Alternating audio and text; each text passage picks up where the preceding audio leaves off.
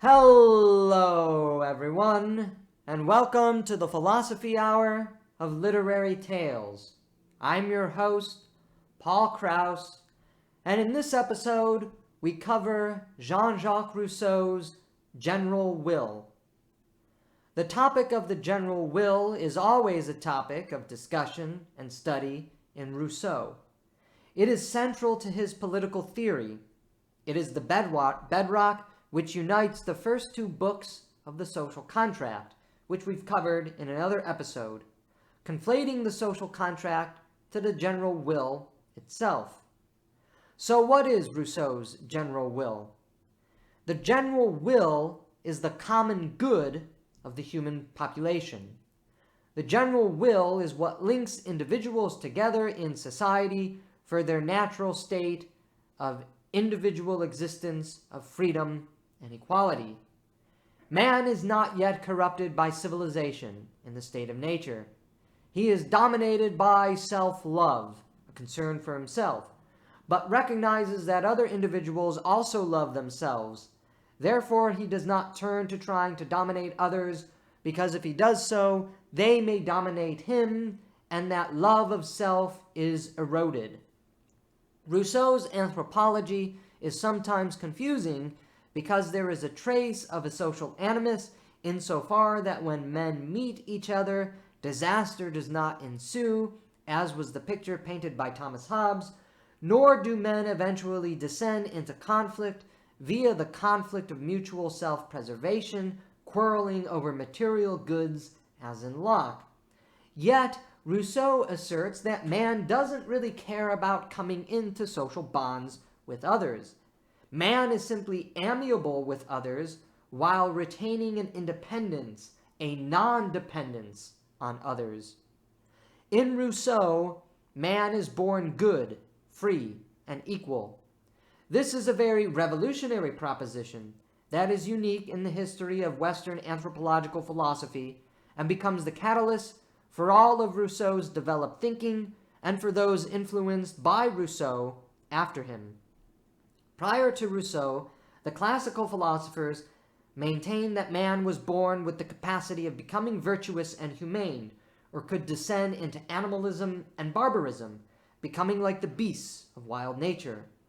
Man occupies a sort of middle ground where he is capable of good or bad. Christianity maintained much the same through its doctrine of original sin. Man's desires and rationality are not in harmony, for his desires tug him to beast-like behavior, sin, and his rationality lifts him up to the good, the true, and the beautiful, the sanctified, holy life. Man's desires seek fulfillment of his nature, but without reason, without rationality, man's desires will not be satisfied until he consummates his desire through union with the good, the true, and the beautiful. Hobbes takes a new approach insofar that he denies original sin, because humans did not reject rationality, thereby surrendering themselves to the pure desires of the heart, as original sin anthropology maintains. Instead, man is just pure desire. Pushed from behind like the mechanical laws of nature over the cosmos, man is moved, and when he encounters others, conflict results.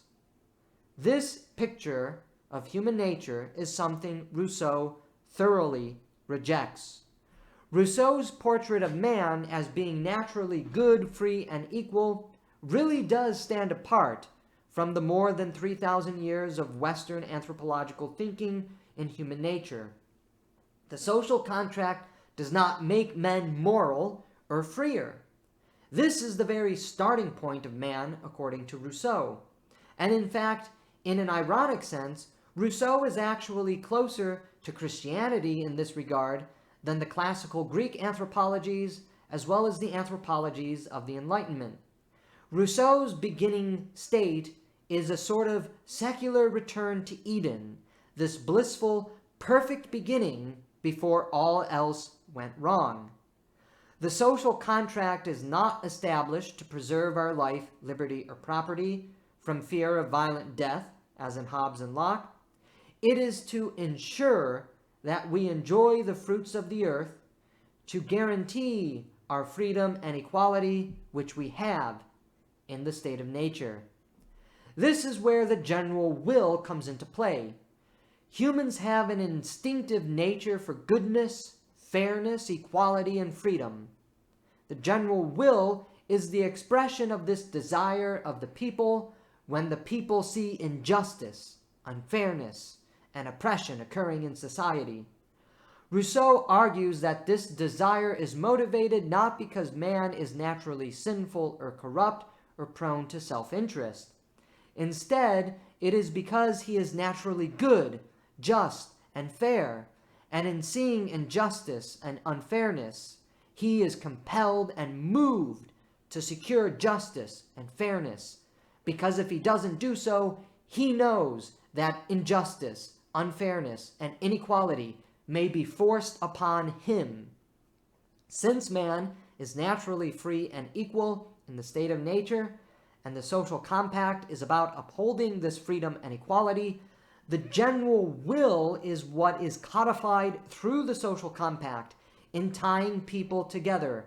Our wills are united in an expression of the common good, manifested in our desire to see freedom and equality, justice and fairness for all, because we know if there is no universal freedom, justice, fairness, and equality, then my freedom, my equality, the fairness and the justice I receive in society may be taken away.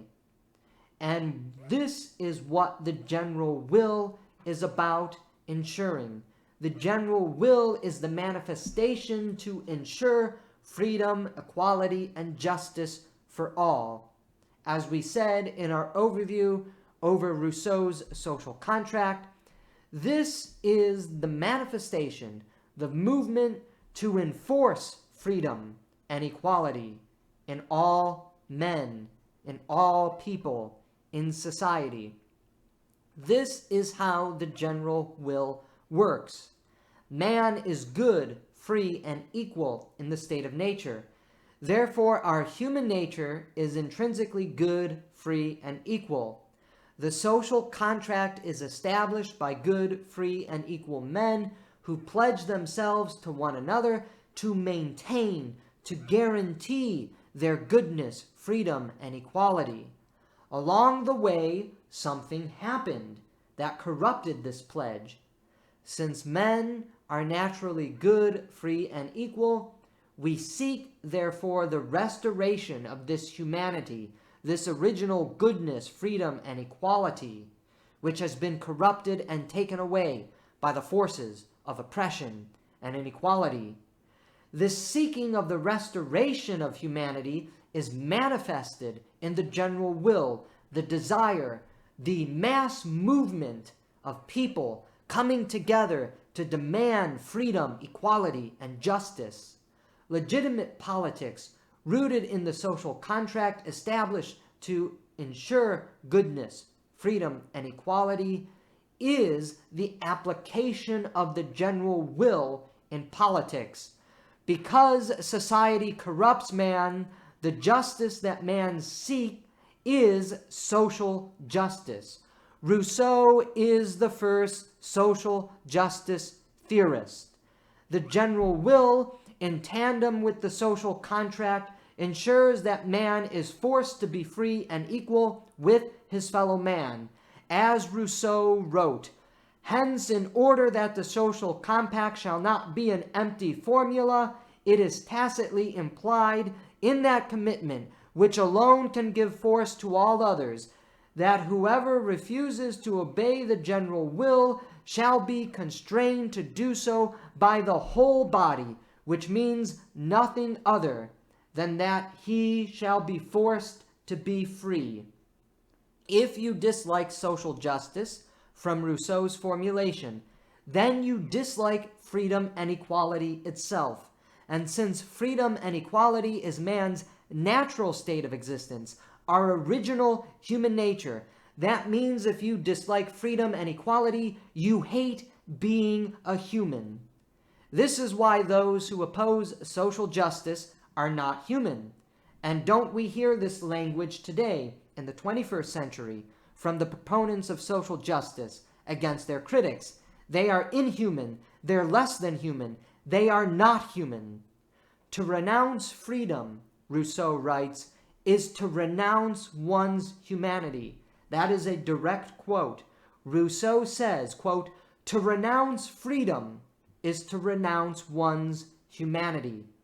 By the very logic of Rousseau, this results itself into the application of force.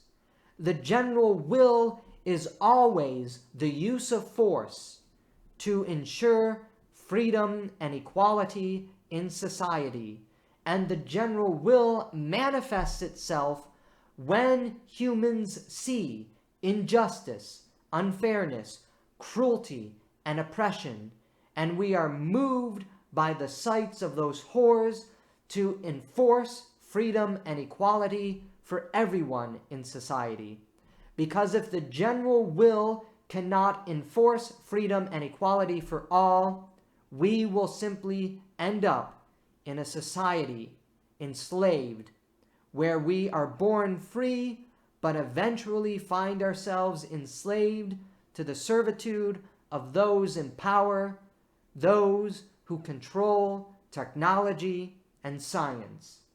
Rousseau sees egalitarianism, equality, as only being applicable if we have the force to ensure, to apply freedom and equality for all.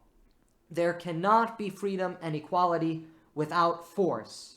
And again, this is why those who are familiar with the Jacobin ideology in the French Revolution and the emergence of the terror in the French Revolution, you can see the ghost of Rousseau behind it all. If the general will does not have the teeth to enforce freedom and equality for all, then freedom and equality for all is a sham. The general will is the manifestation of that spirit of freedom and equality and justice, according to Rousseau. And when that general will manifests itself, the proper instrument of politics is to serve the general will, because the general will is what established society, proper society, legitimate society in the first place. If we ignore the general will, according to Rousseau, we ignore the cries of our very own human nature, the cries of humanity itself. And as Rousseau said, hauntingly and terrifyingly so, to renounce freedom is to renounce our humanity.